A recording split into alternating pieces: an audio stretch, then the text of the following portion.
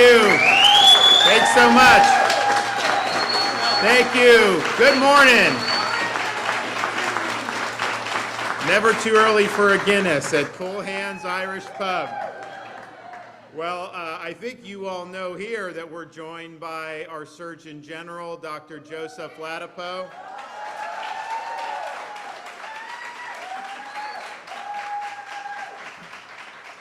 We're also going to hear from Mary Jane, and we have the other sisters here, so thank you all for hosting us. We have Tia Bess, who's going to also speak with us. Jason Culhane from Christ Church in Jacksonville is with us and going to speak. We have Representatives Michael and Black with us, state reps, so thank you guys. And then we're going to hear from Lindsay, who's a mother from Volusia County, and she has a story to tell. So I want to thank everybody for being here. You think that they just won't try anything new again, and then they always try to figure something out. And so in the state of Florida, we've ensured that this is a free state, and we've worked very hard to do that.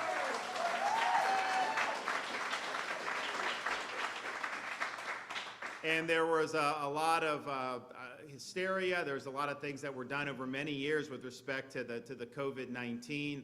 Of course, we really wanted to lift people up, and you look at places like Culhane's has now done very well as a result of that, but that was what we did in Florida, cutting against the grain of the elites. It was cutting against what a lot of the, quote, experts were saying, the bureaucrats, both White Houses of the last two administrations, the media, and we stood for people's children and businesses and ability to earn a living, the ability to decline taking a COVID vax if you don't want to do that. And so all these things were very, very important.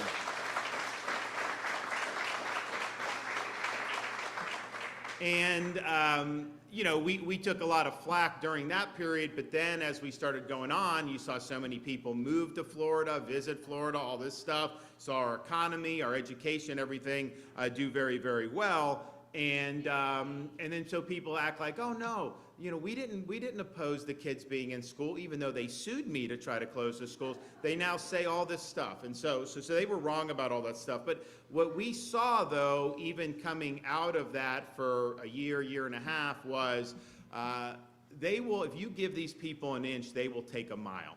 And so in Florida, not only did we stand in the fight when it was happening, but we've enacted permanent protections against these policies now and in the future for Floridians, and that is really, really important. And so you as a parent can send your kid to school, and the school can't force them to wear a muzzle all day. They're allowed to breathe.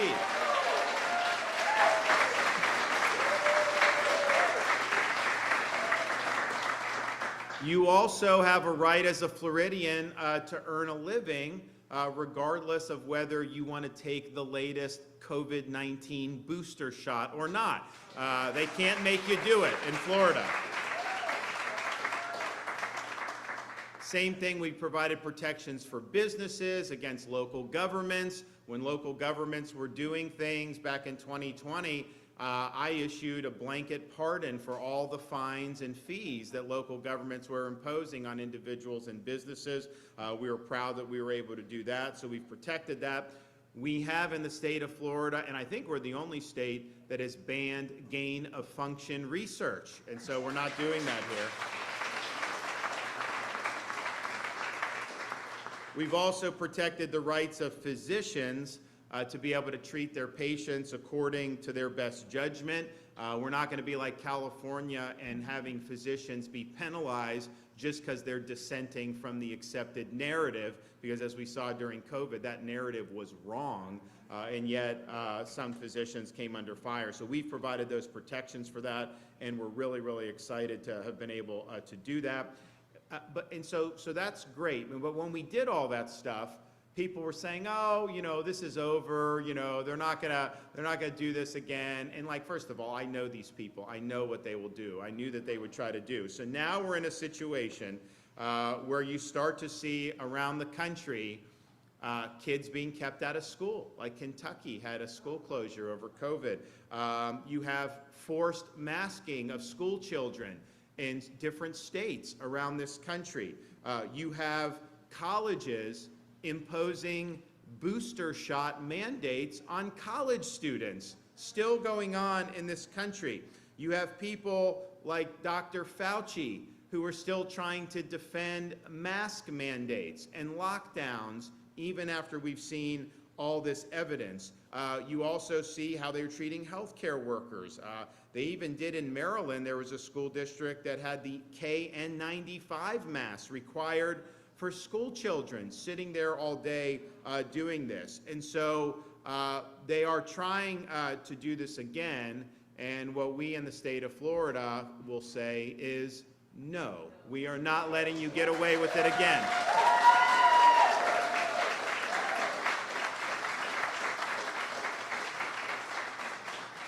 And it's troubling to see, you know, what's starting in some of these other parts of the country because we have the evidence is in on this stuff, okay? They did clinical trials about cloth masks. They have never produced a randomized clinical trial showing that cloth masks work. That's just the fact. That's just the reality. And yet to try to force a 6-year-old to have to wear this mask all day in some jurisdictions around this country, you know, that's a disgrace. Forcing healthy college students to take mRNA COVID booster shots when we know the data on this, these booster shots is the efficacy is probably negative. Joe can talk a little bit about that. And you have side effects, especially with the young healthy people. Why would they be mandating this? And incidentally, universities like Harvard, they don't mandate the faculty take the booster shots, just the students. You've got to be kidding me. And so we see all this stuff, and we see that they are not following the science. They are trying to follow a narrative. They are trying to follow an agenda. I can tell you here in Florida, we did not and we will not allow the dystopian visions of paranoid hypochondriacs control our health policies, let alone our state.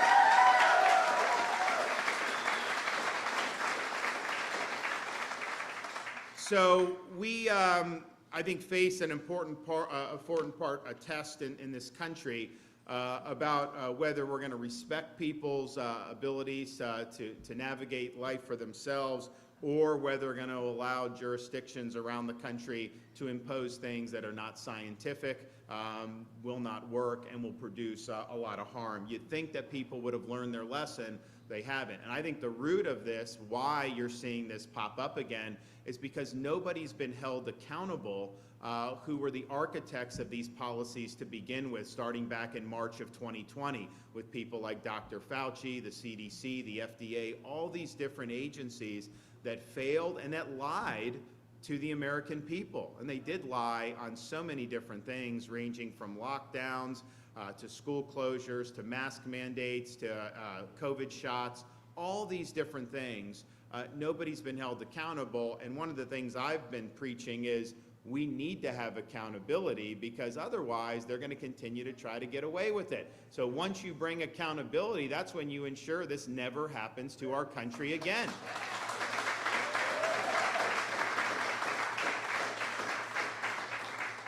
So I just want to thank the members of the legislature for stepping up over the last year or two to enact these protections for Floridians. You have a civil right in Florida now to breathe fresh air. No one can force you to muzzle yourself against your consent. And as much as I think it doesn't work, I mean, some people choose, like, look, it is what it is, but nobody can force you to do it, whether you're coming to a restaurant, whether you're going to a government building, universities, none of that stuff.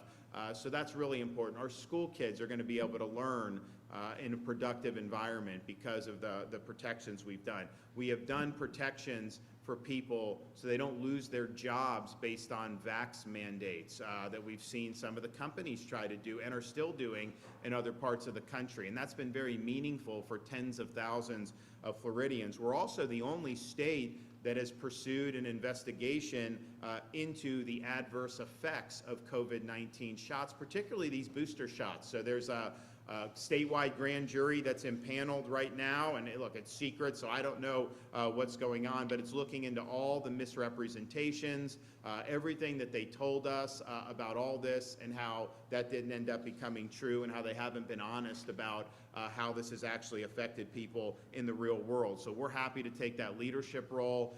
You know, I was hoping we wouldn't have to be here sounding the alarm on things like this, but you know, this is just, they think that they did the right thing with all these lockdown policies. That's the scary thing. After watching how all this has unfolded, after seeing how people have flooded into this state in Florida and left those lockdown jurisdictions, and how some of these cities have just decayed. You know, San Francisco, there's a lot of problems there, don't get me wrong, but a lot of the real serious downward descent started when they locked down all the businesses for months and months and months, and a lot of those businesses went out of business, kids were locked out of school, and yes, the crime and all that really started to take off, but this was an important factor in seeing how that city has descended, and I think you've seen that in other parts of the country, so we cannot let this happen to our country again. Florida's the bulwark, we're standing strong. We're going to make sure that people, that this remains a free state. And it's not just me saying that. It's not just me promising that. We've delivered the protections that guarantee that for each and every Floridian.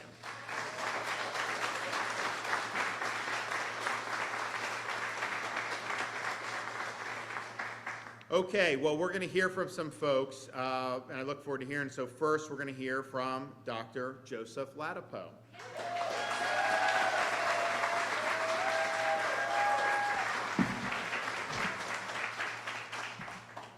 Hello, everyone. Hey, I'm going to take a look. I just want to make sure I have this right. Okay, mandate freedom. So, the governor chose that. He made that choice to have that sign in front here, and it's a reflection of what inspired so many people to follow him. You know, during the re-election, the enormous victory that he had here. And during the times before then, right? You literally, how can it be that every news station and every medical expert, my colleagues on television, MDs, PhDs, are saying something totally different from what he's saying in the middle of a pandemic? How do you trust one guy who's saying something completely different from all these incredibly educated years of school, publication scientists? How could you do that? Well, this is why people did it, right? Because there is something within all of us that resonates with freedom. And that something is part of our connection to God and our connection to every single thing around us, including each and every one of us. And that,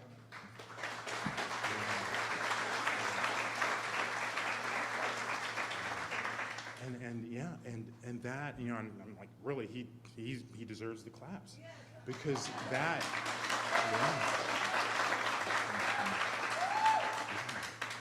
because that the way that resonated with all of the people, so many Floridians, who decided to trust a governor who went to law school, Harvard, but you know, it wasn't medical school, it was law school, it was Harvard, but who decided to trust that man instead of all these PhDs and MDs, right, on 24/7, the news, the television. We were blanketed with it during the height of the pandemic. And people said, you know, I hear what they're saying, but what he's saying feels right. And it's because of that connection that the governor activated, because of his own connection to that freedom, to the fact that is part of our core and part of our connection. And unfortunately, you know, we have, the governor talked about them, there are these forces out there who are relentless, and they really are relentless. It's not that they were ever done trying, and they're not done now. They are relentless, relentless with every breath that they take. They are thinking about how they can control you. To what ends, only God knows, but it's nothing pretty, right? They're thinking about that, and they're relentless in their opportunities and the way that they take any opportunity that they face to try and go down that path to control you, to control your behavior, to fill you with whatever emotions they think are needed to achieve that goal. Fear happens to be one that unfortunately many of us are susceptible to. And that's the reality. And it's, you know, we've talked about it, we're here talking about it now, we'll be talking about it again. You know, what's the opportunity, what's the inlet? Most recently, oh, the cases are rising, or it's talk about RSV, which is definitely a serious virus, right? It's something to, you know, that we need to think about. We need to, this is why one of the things I and other people have done has been to emphasize how important it is to take care of yourself, right? To exercise, to put good nutrition in your body, as close to the earth as possible, vegetables, fruits, you know, to get sunlight, vitamin D. But these are important things. But these people who want to control your behavior, they want to control all of our behavior, to what ends? Again, nothing pretty at the end of that road. That's one of the avenues that they take. So, you know, so the governor's connection to freedom is the reason why so many people followed him instead of all my colleagues on television and in newspapers. And it's special. It's really our lifeline because this battle, this journey that we're on continues, and it's something that I'm happy that the governor is so innately connected with. So mandate freedom, right? Mandate freedom. It's the Florida way. It's the DeSantis way. It's the way for all of us, right? Especially when we're really in touch with who we are and our connection to God and everything around us, including each and every one of us here. So I'll mention for a moment some of the things that we're doing in the Department of Health. As we all know, there's a new vaccine that's coming around the corner, a new mRNA COVID-19 vaccine, and there's essentially no evidence for it. There's been no clinical trial done in human beings showing that it benefits people. There's been no clinical trial showing that it is a safe product for people. And not only that, but then there are a lot of red flags. So something that you don't hear much about, but we'll be talking more about, is that there are multiple studies now from around the world, Brazil, I think Australia, United States, that show that over time, these vaccines, these mRNA COVID-19 products, actually increase your chances of contracting COVID-19. That's not normal. And unfortunately, you're gonna have people who are gonna get on television and try to explain why you should be comfortable with that. You should be comfortable with taking a product that ultimately, like its predecessors, increases your chance of contracting something. And it's gonna be another one of these moments, it's gonna be another DeSantis moment where you're gonna have to remember remember that experience of hearing these very educated people telling you what you should think, but then listening inside to what makes sense, right? What feels right? What feels like truth? Like what has that feeling and that resonance of truth, that clarity of truth? Like we all know it when we feel it inside. And some of us know it more readily than others, and it's because we're all in different points in our spiritual journeys, but we all have that connection at some level. And when they try to convince you to be comfortable and agree with things that don't feel comfortable and don't feel like things you should agree with, That is a sign, right? That's a gift. That's something that we're endowed with from our Creator, right? And I encourage you, and I certainly beg and hope that you do listen to it, because it will serve you right. Other problems that we're seeing that we'll be talking about when we hear from the CDC and the FDA about these new mRNA COVID-19 vaccines include the fact that they actually cause cardiac injury in many people. And the magnitude of that cardiac injury, it's beyond myocarditis that leads to hospitalization. We call it subclinical myocarditis. Its clinical significance is really unknown. I mean, in a perfect world, hopefully it won't be a big deal, but we don't know. And it's unsafe and it's truly irresponsible for FDA, CDC, and others to be championing something like that when we don't know the implications of it. It's probably on the order of somewhere between 3 and 5 and 100 people that have evidence of this. Maybe it's even higher.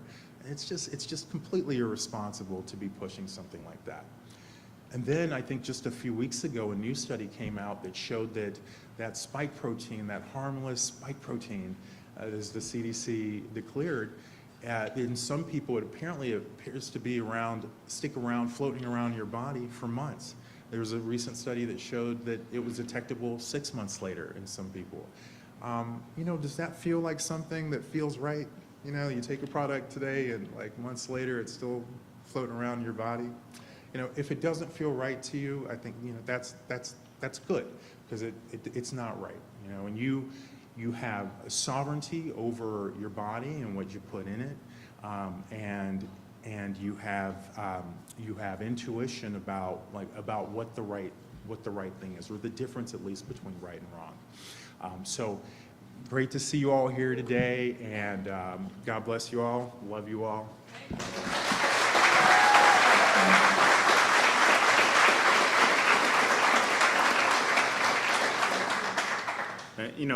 Like Joe's talking about, they're rushing these new mRNA COVID vaccines. They're not even doing the trials necessary, and the FDA and CDC, they've basically become an arm of big pharma. And so this is a way, pharma will make more money if this thing is approved, and then they start pushing it on everybody, but that's not what should drive health decisions, how much money goes to big pharma. It should be what's best for the American people. And that's why the medical swamp needs to be cleared out up in Washington, D.C., and you need to start telling the truth here. All right, Mary Jane Culhane.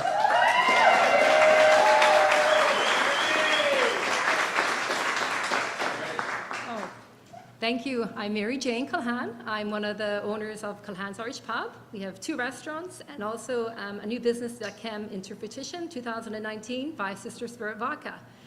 I want to say thank you to Anya, Linda, Michelle, Jacob. I got a lot of family and management here today, and Ed and Kyle. We're just living the dream, and thank God we picked Florida to be our home of business. Thank you. I came to this country 28 years ago, a young girl from Ireland with a big dream, love America, love what it's give us this opportunity to have our own business. And not only did we survive the worst pandemic in the world or in history, we are thriving today because of Governor DeSantis' leadership.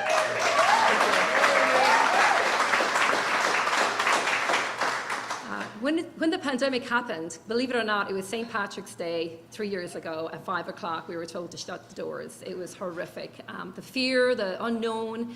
But after a few weeks, we got word that DeSantis was going to give us occupancy, meaning we could open up slowly and gradually. And that allowed us to be open and to keep our employees in business as well and be able to take care of our families. We're 4 sisters, but we also have kids to take care of, livelihoods, and we put every dollar into this business. We actually purchased this building right before the pandemic, and that was the scariest thing because that was our homes on the line. But thank you, DeSantis, for saving our livelihoods and our families. And thank God that we have a great leader just to keep us going through this, journey. Other than that, I'm just excited that we're all here and that we're thriving, and business can only get better under DeSantis' leadership. So again, thank you all.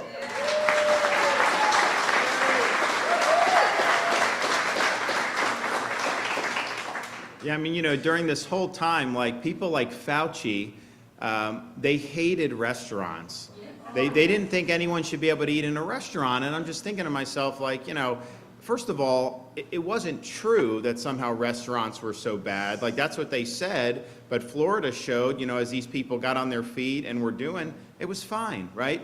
But people can make a decision about whether they want to go or not go. But I mean, we had for months, May of 2020, summer of 2020, fall of 2020, even January of 2021, I was getting hit by the White House task force under Trump.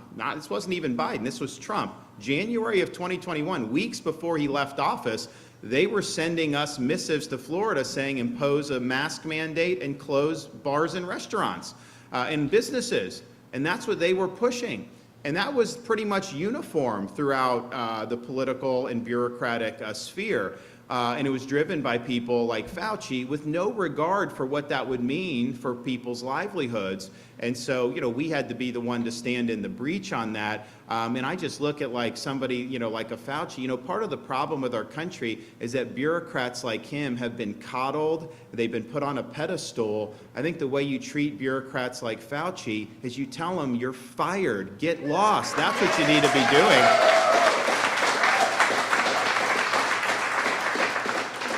Okay, Tia Bess.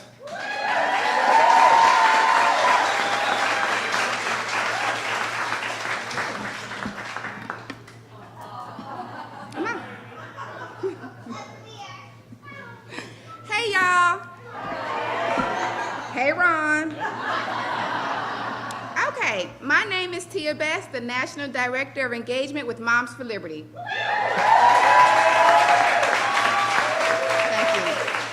I am unmasked, unvaccinated, and unapologetic. I'm here to say right now that we the people need to stand up, and we are going to stand up. I started out right here in Duval County fighting for this little guy. In 2019, he could only speak 10 words. That's it. My 5-year-old relied heavy on reading lips, because he was speech and hearing delayed and on the autism spectrum. I knew that I had to become empowered, educated, and proactive. Before COVID, he was not speaking. Amir, come here, speak loud. You want to tell the joke? Yes. A sandwich. What do you call a sand and what do you call a witch that is covered in sand? What? You call it a sandwich.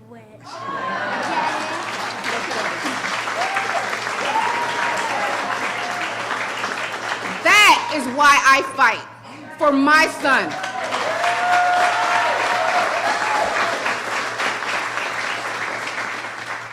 He only became verbal after attending occupational therapy and speech therapy and ABA therapy in our home. Because he had to mask, we were unable to go out to receive services. It was the courageous women who came into our home to provide services, and they did not comply.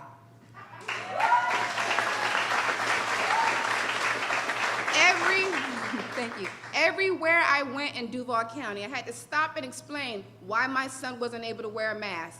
I have a trespassing warning at Walmart, the neighborhood Walmart, for getting milk because my son and I are not wearing a mask and we will not comply.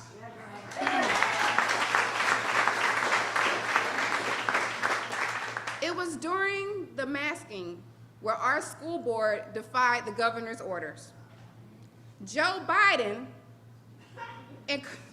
encouraged the school board to defy that order as well. Former Mayor Lenny Curry extended the mandates every 30 days. What about special needs kids? Who's standing up for these kids? Why aren't we taking those arrows? I started to use a lot of common sense. Why can Nancy Pelosi get her hair done, but my son can't play at the playground? That does not make sense to me. No.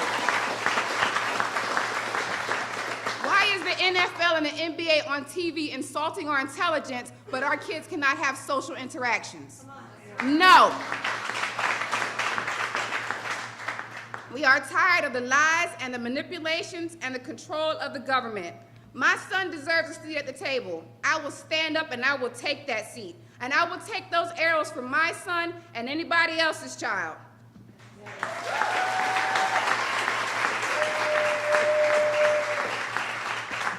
Now here's the good part.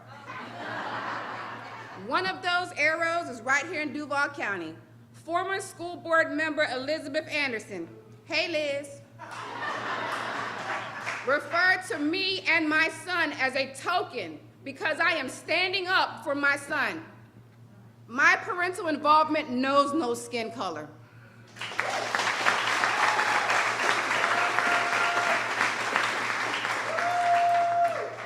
And because of that comment, that racial slur, she lost her seat to school board member April Carney.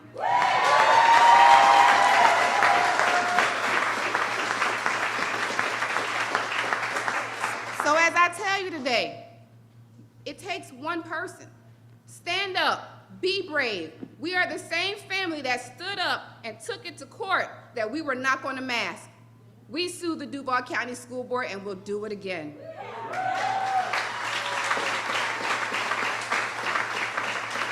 I don't need to worry about no science. I have the Tuskegee experiment of 1932 that was done to my people, and I'm going to stand up and not let history repeat itself. The good folks of the rural communities, Clay Hill, Middleburg, Keystone, Stark, Lottie, we're not going to comply. Read my lips, Joe.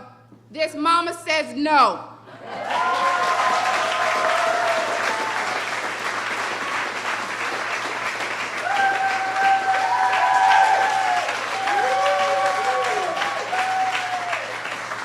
And as I close, let me quote the words of Jason Aldean. Try that in a small town.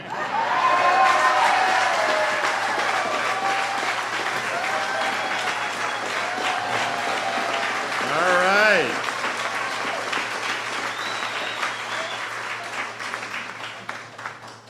Well, someone ate their Wheaties this morning. All right, so from Volusia County, joining us is Lindsay to tell her story.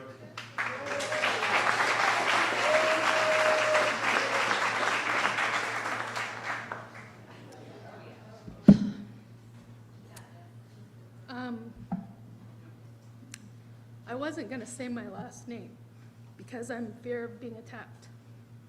But my name is Lindsay Briones. I'm 34 years old. I'm a wife, a mom, and a friend. I was a corporate employee and I was pursuing a degree in nursing. I was actively involved in my community, which I loved, Deltona, Florida. I rescued dogs, cats, and an entire assortment of animals. I've even been featured on the Dodo 5 times. I was living my best life, the true American dream. In August of 2021, I took one Pfizer COVID-19 shot at a local COVID vaccine clinic. Within a few hours, my heart began racing so fast I couldn't catch my breath, and I was as red as a lobster with hives covering my entire body. I went to a local hospital where I was told I was having a severe reaction to the vaccine as well as SVT. And for those who don't know what that is, it's supraventricular tachycardia, which can be very debilitating at times. As the days went by, I went through a battery of tests with cardiologists and electrophysiology specialists. My cardiologist urged me do not get a second vaccine because he does not know what is in it. Within a 4-month period of time, I went into ventricular tachycardia 7 times and ventricular fibrillation 1 time, which resulted in a defibrillator being surgically placed in my chest to essentially keep me alive in the event I go into sudden cardiac arrest. Again, I am 35 now. I was 34. Now, 2 long years later, my red blood cells are exploding. My vessels are exploding, causing strange marks across various parts of my body. I have one on my face, all over my trunk. My D-dimer is at a 400%. My hematologist can't identify the name for this new symptom or the reason why my D-dimer is that high or why my blood cells are exploding. I have extreme headaches that are debilitating at times. I cannot function. I cannot function as I have a stroke-like symptoms without the stroke. I am in SVT every single day, lasting anywhere from 30 seconds to several hours. I am currently in SVT right now. Do you know how exhausting this is? Do you know what it's like being given adenosine? It's a medication that makes you feel like you're dying as it restarts your heart rhythm. My heart rate goes as high as 238 beats per minute. I will go through at least 4 AICD devices in my chest by the time I am 85, if I even make it. Each device costs $350,000. That does not include the cost of the hospital stay, the physician cost for numerous doctors, nor anything else associated with the illness caused by this vaccine. Again, I only took one. This is a lifelong battle. I am exhausted. My body is tired, my mind is tired, my family is tired, and my husband in the back is tired. I no longer enjoy my life, and I wish this roller coaster would end. I want my life back, but will live with this illness for the rest of my life due to this vaccine. I will never be able to ride a roller coaster again, which is one of my favorite pastimes. I will never be able to go through an airport security line or any security line normally again. I will never be able to live a normal life again, what I am used to. I can't even have chocolate nor caffeine as I go into an arrangement of various arrhythmias. Before this vaccine, I was pretty healthy, active, and living my best life. Even being a full-figured woman, I was still healthy and active.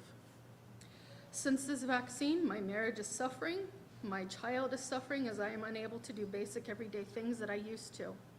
Will I even live to see my daughter grow up or even get married? Will my marriage withstand years of burdensome medical visits and bills that have overrun every single aspect of our family's life? I have lost my job due to constant absences due to my new disability. I lost my job 6 weeks ago. My regular income has now been replaced with mounting medical bills, doctor visits, pharmacy lines, and hospital stays. Please understand, I am not anti-vaccine. I am anti-COVID vaccine based solely on my own life experience. I am afraid to speak out, as I know I will be harassed, sent threats, and be ridiculed for speaking out about what happened to me. I don't care, bring it.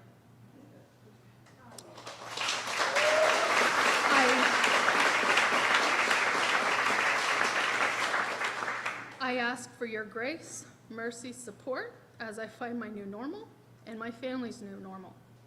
I ask that you please put politics aside and listen to our stories. Hear us. Just because you got the vaccine and are okay doesn't mean that there are those of us who have not sustained lifelong debilitating health issues. For those who are suffering silently, I urge you to join me in telling your story. We can't change the events that led us here, but we can change where we go from here.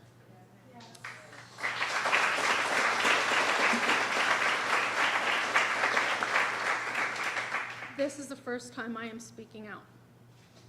I will no longer be silent. We will no longer be silent. We, the vaccine injured, will no longer be silent. You will see more of us. I urge you to stand up. I need your help to get justice for not only myself, but every single one of you and your families. Thank you.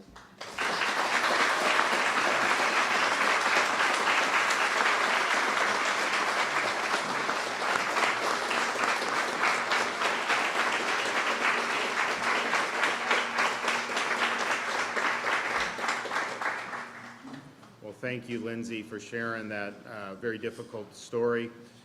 Okay, we've got Jason Culhane from Christ Church here in Jacksonville.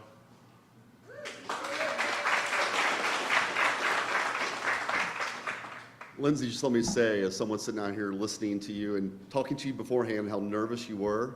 Thank you for your courage. Thank you for sharing your story. No matter what anybody else says about you, this is your story and your experience. And so thank you for your courage.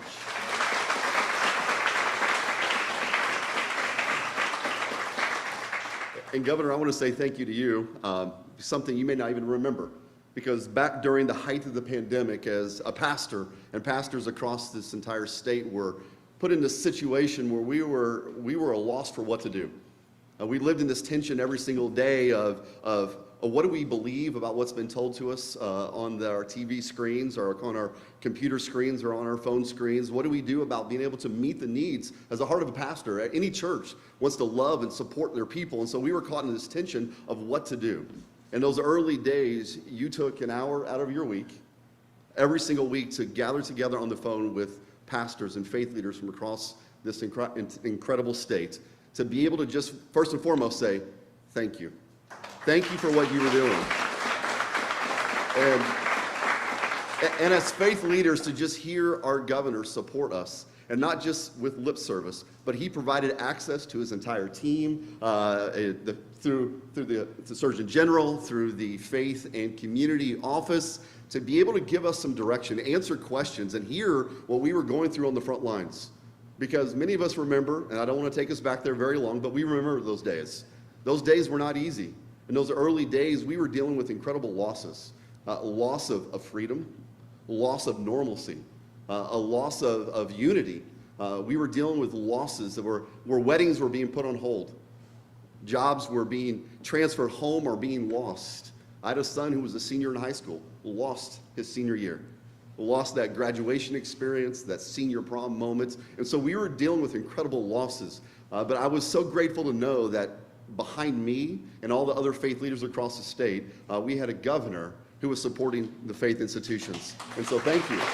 Thank you. Because as we all know, during that season, it was so easy to begin losing hope. It seemed like a hopeless situation. Every morning we woke up on unsteady ground. We didn't know which way was up most days. And so it was so easy as we were watching things happen as a pastor, seeing what was happening in our community, seeing what was happening with the people in our church. I mean, we know the stats now afterwards, but we were dealing with a mental health crisis that we were unprepared for.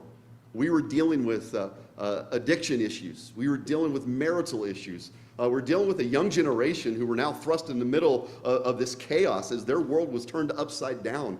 And so hope was being lost.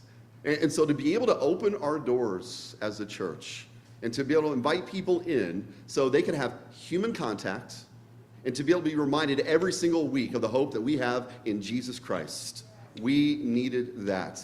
And so I was so grateful as a pastor to be able to open the doors. And I know pastors across the state echo the same sentiment, that we know in that season that the church was created to be a safe haven, a place where people can come together and be reminded of the hope that we have in Jesus Christ. And so I'm grateful that we have a state. I'm grateful for our leadership. I'm grateful for our governor that believes in faith institutions. And it's not just lip service. He puts it in practice.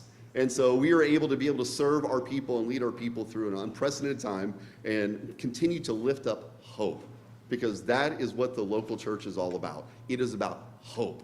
And so thank you, Governor, for allowing us to be able to do that. Thank you for allowing us to be able to support our community and meet those needs in real time and not have to do it through Zoom. Thank you.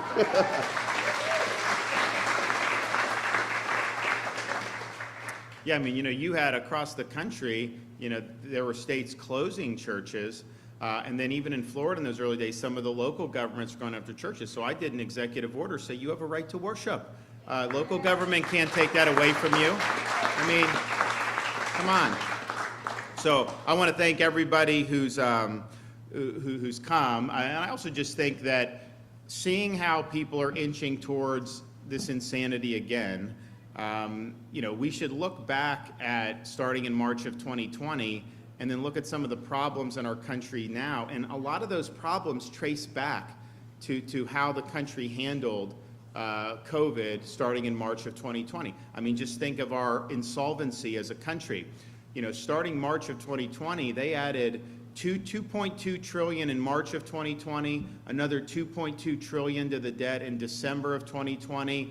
Then Biden did another $2 trillion in March of 2021, and then he did other. So you're talking about $6-7 trillion that did not need to be added to the debt that have been added to the debt. So now we're 32+ trillion in debt when we should be a lot less. Like in Florida, since I've been governor, we've paid down 25% of our state's debt. So it's fiscally, I think, has been a total catastrophe about how the federal government responded. And then when you borrow and print that much money, it is going to lead to inflation. That's just economics 101. The idea that you can just print yourself to prosperity with no ramifications is ridiculous. Of course that was going to happen. So everything people have seen over these last couple years all goes back to those decisions to crank the printing presses, borrow and spend untold trillions of dollars. I mean, it took this country 200 years to rack up $6 trillion in debt. And yet just since COVID, there's been another $6 trillion and more probably now since then. And then just think about how that's affected families. It's actually been fine for the people in and around DC. They do very well when you have the debt and all this stuff. You have five of the 8 wealthiest counties in our country are suburbs of Washington, D.C. now. So, why are they that way? It's because the political connection and all the money that's thrown around. But what has that meant for people outside of that? I mean, it's meant that buying a home is unaffordable for a lot of families now. Buying a car is unaffordable. Even the groceries, you got to go and you got to make decisions about what you can even put in or not because of how expensive it is. And then now you've got gas going up, probably going to end up hitting $4 a gallon soon. It's between, in parts of Florida, it's $3.50, $3.60 I'm seeing, probably even higher in some other parts. Other states, it's probably already over $4. Now Biden's closing off Alaska for oil production. So you're putting us on a pathway where people are going to be paying $4, $5, $6 a gallon for gas. How is that helping people be able to make ends meet? So there's a lot of things that have really, I think the whole COVID experience in Florida, we were obviously a counterweight to this, but overall in our country, it was like the biggest transfer of wealth from small businesses and working Americans to the government and some big companies like Amazon and Facebook. That is not good policy. That is not what you want to do. So we've got to just be honest about some of the cataclysmic mistakes that were made in this country, and we cannot allow this to unfold again. So, it may just be, just one district is imposing mask mandates. Why in Florida we're protected? Why should we care? We care because it's wrong. We care because we want people to be able to live a good life.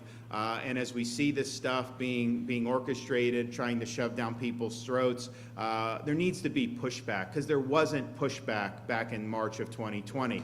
I can tell you, as somebody that pushed back, I was on an island. I didn't have a lot of people support me. I certainly didn't have, the bureaucracy, the media, the left, the Democrats, but even a lot of Republicans were attacking me, at the time. That's fine. I mean, my job as a leader is to do what's right.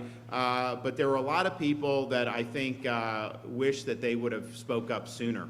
And so now we're going to speak up. If they try coming for you on any of this stuff in the state of Florida, you are protected, and so you don't have to worry about it. But if you're in another jurisdiction, do not comply with this nonsense. Stand up for your rights and stand up for yourself.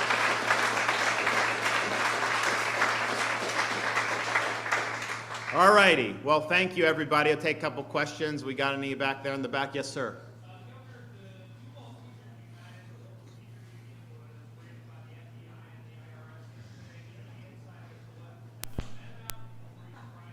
I have no insight about that. I think, as you guys know, those are federal agencies. They're not anything that the state has control over or gets advance warning on any of the stuff that they do. So I saw the report, but I don't know anything beyond that. Yes.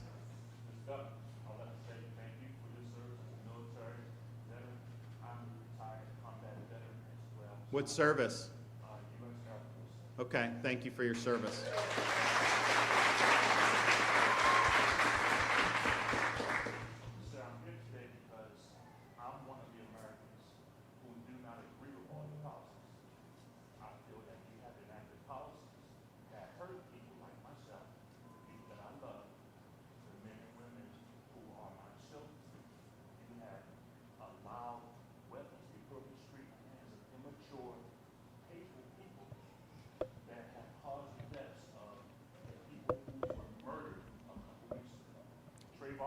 Was not the first. So first of all, I did not allow anything with that. Well, listen. Finish, sir. Excuse Please me. let me finish, I'm sir. not going to let you accuse me of committing Sir, criminal I'm activity. speaking my I am not going to take that. I am not going to take that. So you want to have a civil conversation, that's one thing. Try to say that I'm letting, that guy was Baker acted. Sir, I'm He speaking should my have truth. been ruled Please allow ineligible, me to but they speak didn't my truth. involuntarily commit him, Allow me to and so speak they my weren't. truth, sir. Please allow me No, to speak no, my I truth. don't, no. There is the truth. There is something about the truth. It's not everyone doesn't have their own truth. No. You don't get to come here and blame me for some madman. That is not appropriate, and I'm not going to accept it. You have allowed people to hunt people like me. Oh, that is nonsense. That is such nonsense. We've done more to support law enforcement in this state than anybody throughout the United States. Our crime rate in Florida is at a 50-year low. We have enacted policies so that people have a chance to live in safety. We have attracted people to come to this state in large part because we've had a commitment to public safety. So the notion that somehow we're not supportive of safety is absurd. And we've put our money where our mouth is. We've put support behind policies to hold people accountable who hurt other people. You haven't seen us releasing people from prison. When they hurt, when you do the crime, you do the time.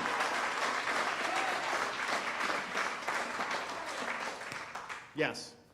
Governor, what role do you believe that public officials should play in ramping down division, perceived or not perceived, regardless of political ideology?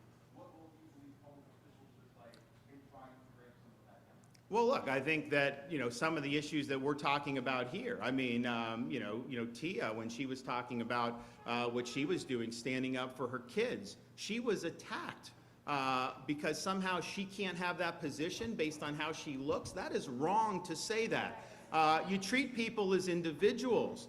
You want to lift people up as individuals, and that's how people should be judged. And on these issues, on all this, you know who the mandates hurt the most? It did not hurt the rich laptop class. They liked working in their pajamas, right? It hurts people who had to actually show up to work in order to earn that paycheck. And those are the people we stood up for in Florida when nobody was willing to do it. So doing what's right and doing what's best for folks to be able to make the most of their God-given ability, that's what we stand for, and that's what we've got to do. Yes, ma'am, one more.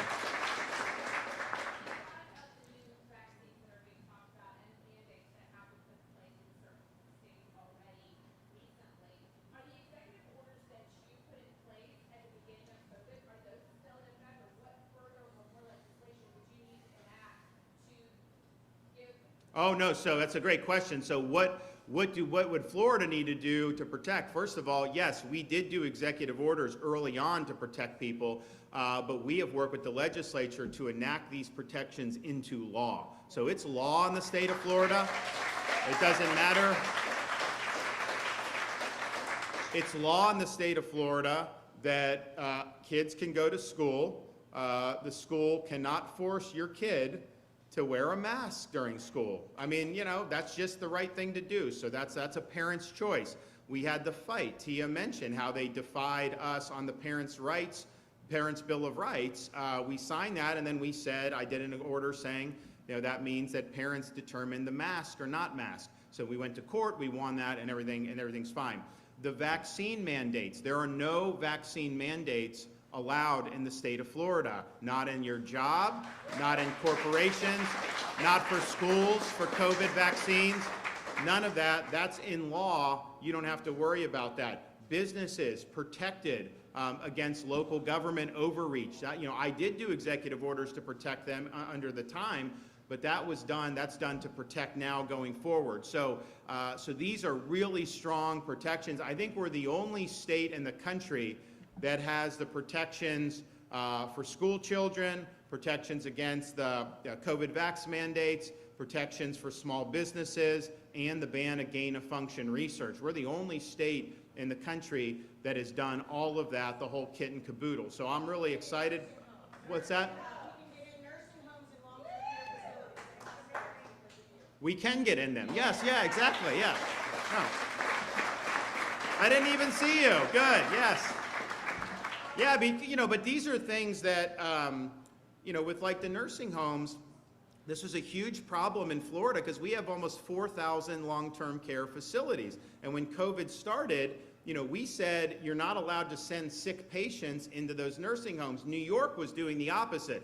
They were sending sick patients from hospitals into nursing homes. It was spreading, and a lot of the elderly were dying. So we tried to, we did protections, and it was good. But, and Mary's here, it's one thing to do that for a short period of time, but you have to provide this human connection. So we were the first state in the country, to mandate the visitation for these long-term care facilities, and that's something that's important. And then we really pushed the hospitals to do the same thing. Eventually, we actually had to do legislation, the No Patient Left Behind Act. So in Florida, you have a right to visit your loved ones in the hospital, especially when they have these, really sensitive moments, end-of-life moments, very, very important. And to say that you can just put someone up on an iPad screen and that's going to be the same, it is not the same. And so we recognize that very early. The legislature, fortunately, with the hospitals, provided that type of support, and it's made a lot of difference in a lot of people's lives to be able to be there for those moments. So the bottom line is, on all of this, we have protected and mandated that freedom prevail in the free state of Florida. Thanks, everybody. God bless. Okay, yeah. One more.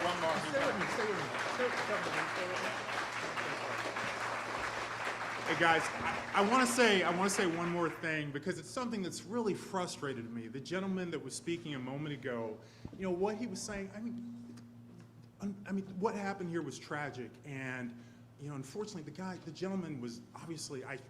Pardon me, I shouldn't call him a gentleman. He was obviously crazy, right? He's completely disconnected, and he was insane. He was insane. And first of all, there's politics with trying to connect that. I mean, that's just totally crazy, as the governor was saying. But secondly, what's bothered me, and I feel, Governor DeSantis, he's a good man. My wife and I would never have left our state of California to come to this state if he wasn't a good man. And if we didn't feel that and know that, and he is.